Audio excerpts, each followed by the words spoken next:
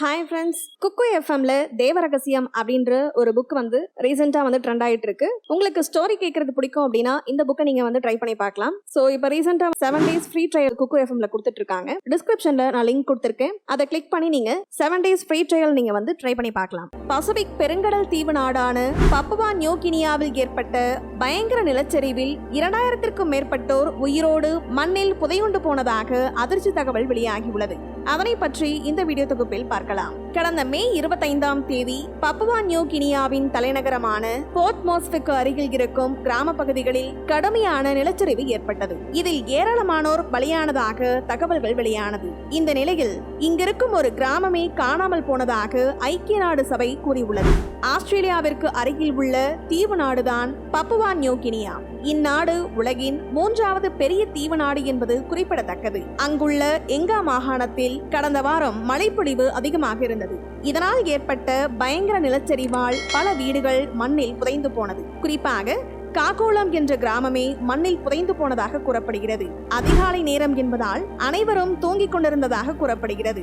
இதனால் அங்கு வசித்த பலரும் உயிருடன் மண்ணில் புதையுண்டு போனார்கள் என்று கூறுகின்றார்கள். இதையடுத்து அங்கு விரைந்த மீட்பு படையினர் மீட்பு பணியை துவங்கினார்கள். எனினும் இந்த நிலச்சரிவில் சிக்கி பலியானோரின் எண்ணிக்கை 2000 தாண்டி உள்ளதாக தேசிய பேரிடர் மீட்புத்துறை தெரிவித்துள்ளது. அதே போல 1182 வீடுகள் இந்த மண் சரிவில் புதைந்து போனதாக கூறப்படுகிறது. மொத்தமாக 6க்கும் மேற்பட்ட கிராமங்களில் இதன் தாக்கமும் பாதிப்பும் ஏற்பட்டது.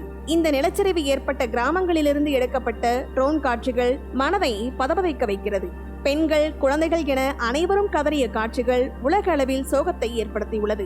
ஒட்டுமொத்த நாட்டையே உலுக்கிய இந்த நிலச்சரிவு குறித்து அந்நாட்டின் பிரதமர் ஜேம்ஸ் மராப் கூறுகையில், மீட்பு பணிகள் குறித்து சம்பந்தப்பட்ட அதிகாரிகளுக்கு தேவையான உத்தரவுகளை பிறப்பித்து வருகிறோம். உயிரிழப்புகள் குறித்த முழுமையான விவரங்கள் இன்னும் வெளியாகவில்லை. அது கிடைக்கப்படும் போது பகிரப்படும் என்று தெரிவித்துள்ளார்.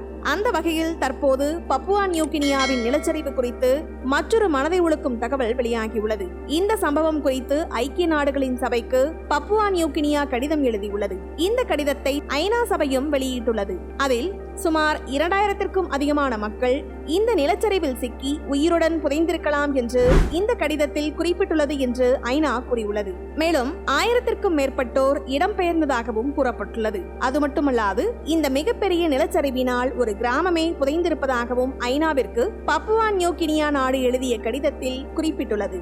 மண்ணில் புதையுண்டு போன 2000 பேரை மீட்க முடியுமா என்பது தெரியாமல் அந்த நாடு அதிர்ச்சியில் உறைந்து போயுள்ளது. உறவுகளின் உடல்களையாவது தேடி கண்டுபிடிக்கும் முயற்சியில் பொதுமக்களே தற்போது களமிறங்கியுள்ளார்கள்.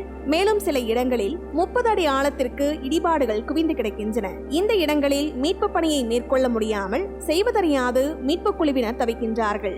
இத்தனை 1000 பேரை தேடுவதற்கு போதுமான மீட்பு கருவிகள் இல்லை என்பது இன்னொரு துயரம். இந்த மீட்பு கருவிகள் வந்த பின்னரே மண்ணில் புதையுண்டு போன ஆயிரக்கணக்கானோரை தேடும் பணியே தொடங்கப்படும் என்றும் சில ஊடகங்கள் செய்திகள் வெளியிட்டுள்ளன. அதே நேரத்தில் பல பகுதிகளில் அடுத்தடுத்து நிலச்சரிவும் ஏற்பட்டுக் கொண்டே உள்ளது. இதனால் மீட்பு பணியை மேற்கொள்ள முடியாத நிலை தொடருவதாகவும் அந்த ஊடக செய்திகள் தெரிவித்துள்ளன. இந்த வீடியோ பத்தின உங்களோட கருத்துக்களை கீழே கமெண்ட் பாக்ஸ்ல மென்ஷன் பண்ணுங்க. கீழே இருக்க ரெட் கலர் சப்ஸ்கிரைப் பட்டனை கிளிக் பண்ணி எங்க சேனலை சப்ஸ்கிரைப் பண்ணுங்க. அண்ட் பக்கத்துல இருக்க பெல் ஐகானை கிளிக் பண்ணீங்க அப்படின்னா எங்களோட நோட்டிபிகேஷன் உங்களுக்கு உடனுக்குடன் வரும். தேங்க்யூ.